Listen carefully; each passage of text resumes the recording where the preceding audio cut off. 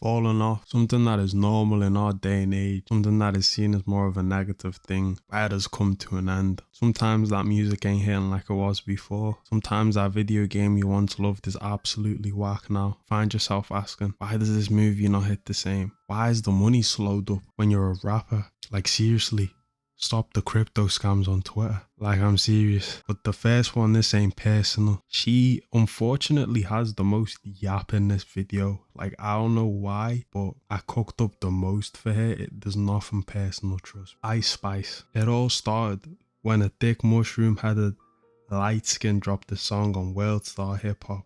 And to be honest, when Ice Spice got that chance right there, that blueprint wasn't going to fail. A woman with a fatty that is attractive that raps. How many times have we seen this story before? You see, it was the curiosity that carried Ice Spice's career. Not trying to be rude or anything, but it's the truth and you know it. Who is this light-skinned girl from the Bronx? What is her munch? Why is her hair ginger and she has an afro? Is that her natural hair colour? You see, everything to do with Ice Spice's career taking off and being popular had absolutely nothing to do with their music. And in my opinion, if your music isn't your unique selling point, it's only a matter of time until you fall off. You become stale real fast. Did you see anyone talking about 6ix9ine anymore? I don't pray on anyone's downfall. That's not my style. I'm not here to laugh as to why people fell off. Not entirely. I'm here to investigate why it happened in the first place. And my answer to Ice Spice is simply because she didn't put out good music for people to digest. The Y2K album that dropped proves my point. One of the most useless albums to ever drop. I can't name a single good song on that album. And what is it with her poopy obsession, bro? Like, yeah, she thinks it's funny, but it's like, damn, you're 25, 1st of Jan 2025. That's 2 months from the recording of this video. And you're out here talking about poopy this, poopy that, grow up. And if you look at the numbers that album did, it's underwhelming. The album should have done much better. She had Travis on the album. She had hype for months, okay? Like, it got to a point where if you didn't see Ice Spice somewhere, were you living under a rock or something, buddy? She was inescapable. Ice Spice in the deli. Ice Spice, the boys alive. Ice Spice and Taylor Swift. Oh nah, they put Garbaggio and Garbaggio together in my ears. Oh, to be honest, till this day I don't even know what that song sounds like. And I'd like to keep it that way. How did I get footage for the song, you may ask? It was muted the whole time. Sheesh, I yap a lot, bro. Yeah, her album, it sucked and everyone knew it. Not even a Travis Scott feature was enough. And I really like Travis. The lyrics got old, she got boring.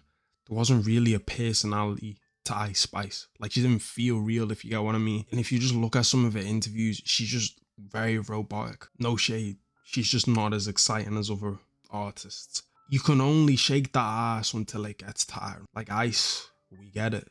You've got a nice ass. That's all there is to you. Gets to a point, you know, I asked you to freestyle and you started shaking that thing. Looks like even you're tired of shaking it at this point. But if I have to say this, she can make a comeback for sure. She just needs to get a couple of ghost writers, get in the studio and start making bangers like Deli and she'll be chilling. But when people are showing up for somebody like Glorilla, who isn't necessarily the most attractive, at least to me, but the people like the actual music, then I feel like our ears will benefit a whole lot if Ice Spice start making music. And depending on how much damage that Cleo drama did, I don't know, I don't care. Next, once upon a time, a little old rapper named Jermaine Cole, the one that is a #1 in the big three, dropped a song called 1985, a foreshadowing of a certain rapper's fall off, or I should say certain rappers fall off. And I'ma just say this was one of the most respectful disses ever. I don't even know if it was a diss, but more of a warning to get on the right path, like an older brother trying to get his little brother to wake up. Who am I talking about? Lil Pump. Lil Pump in his prime was never someone I could take seriously. People will say he has bangers like Gucci Gang or D-Rose or Escape, but no one could ever take him seriously to the point where they were a fan. Genuine concern. You ever stepped out the house and ran into a Lil Pump fan? Yeah, no, you haven't. In the big 2024, who's saying, yo, put that Lil Pump on? And if we look at the 1985 lyrics, the foreshadowing was crazy from Jermaine Cole. Bro was cooking with the pen. And we look at the outcome now with not just him but certain rappers. It was like Jermaine was right. Like, let's take a look at some of these lyrics. right? One day them kids that's listening gon' grow up and get too old for that shit that made you blow up. Now your show's looking like as they don't show up, which unfortunately means the money's slow up. Now you're scrambling and hoping to get hot again, but you forgot you only popped cause you was riding trends. Cooking. You know how a rapper can't accept their time has come? They will try and fit themselves within whatever stupidity, just to feel like they're still relevant. Like, why is Lil Pump linking up with Donald Trump? Why is Lil Pump obsessed with Donald Trump? Like, go enjoy your money and just disappear from the internet. Like, go chill or something. I don't know what else to say. Music evolves. If you ask me, Lil Pump was always gonna be a dying sound in the music industry. And with the evidence, J. Cole said it best. So, on to the next. The year is 2020, prime lockdown. Can't believe it was 4 years ago. But please excuse me for being antisocial. It's out. To me, life is good. I'm 14, about to be 15 with no responsibilities. My day consisted of TikTok, doom scrolling, FIFA 20, Warzone, Fortnite, and Netflix. By the time I looked outside, the birds were chirping. What a life. But there was one man that was carrying my 2020. And I carried my 2019 as well. When I tell you Roddy Ricch in his prime was the shit, man. Wow, I still got respect for Roddy, but people out here simply do not. When people are memeing one song this bad, that's when you know the situation is bad. The rot I've seen with I Just Lost My Dog, the sheer amount of dumbass remixes I have seen is insane. I Just Lost My Dog British edition. I Just Lost My Dog Heavenly edition. I Just Lost My Dog whatever the fuck this. It gets to a point where the disrespect is actually too much. Like, it's funny, but it's like they killing my guy right now. Like, this is actually insane. And this has lasted for years now. Like, I'm pretty sure, yes, the meme has blown up this year, but the I Just Lost My Dog meme has been around for years now. Now, if you look at why Roddy isn't as popping anymore, there's one main reason.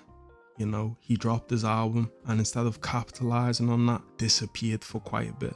So people kind of forgot about him, you know. And then when he did drop, after what felt like so long, the internet tore him apart because boy, it was very underwhelming. But I respect Roddy. I go back to him from time to time and he stays out of the way, not trying to be funny with antics and that. So yeah, he's cool. But this next one, when I think about Prime Marvel, I think about a Prime era. An era which I'm going to talk about in another video. An era that you all know about, to be honest. Unless you're too young. So how is it that we went from that to what it is that we have now? I mean, to be fair, Deadpool and Wolverine is a banger, so people are going to tell me that I'm wrong. However, one movie doesn't justify the woeful mid that we've been receiving for the past few. Are we going to forget that Marvel gave us She-Hulk and Secret Invasion? Are we gonna forget the Ant-Man movie? Are we going to forget that Marvel just completely axed the villain and then got Robert Downey Jr., you know, Iron Man, to replace him? If Phase 4 is so memorable, please tell me what your favorite film is. Don't you dare say Wakanda Forever. That was mid too. The Marvel fall off has to be studied, because why did they fall off in the first place? If you were to ask me, I would say it's because of superhero fatigue. Or mainly Marvel's universe, because by that logic, Invincible and the boys wouldn't be thriving right now. It's not some revolutionary news that Marvel's formula is washed. I guarantee you've heard it from a lot of people, not just me. People have gotten tired of the same old stories. Cook something new up with the superheroes. Like, Invincible is such a breath of fresh air, because yeah, it focuses on the superhero stuff, but also focuses on the characters on a whole. Nolan isn't just evil for the sake of being evil. Nah, he has his reasons for being that way, and he is more complex than that. And although Mark's name might be a little ironic, if you actually know his character, the name actually makes sense. Marvel in Phase 4 has to be one of the worst runs that I've ever seen from a company as big as this. Like, we all knew they were gonna fall off after Infinity War, but this, it's already hard to get people to show up for a character that people don't really care about, when it feels like you're not even trying and expect people to just show up because, oh, superheroes in the cinema. Get the hell out of here.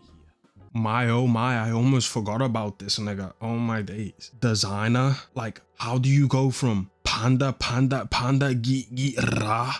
I got broads in Atlanta to stroking it on a plane. Like, did you take the Walter White special or something? Like, on the plane? Like, I don't think you guys remember how good Panda was. Hey, yo, I'ma rest my case, yo. I hope you enjoyed this video. Falling off isn't necessarily a bad thing. So I'm out. Neymar the GOAT, yo.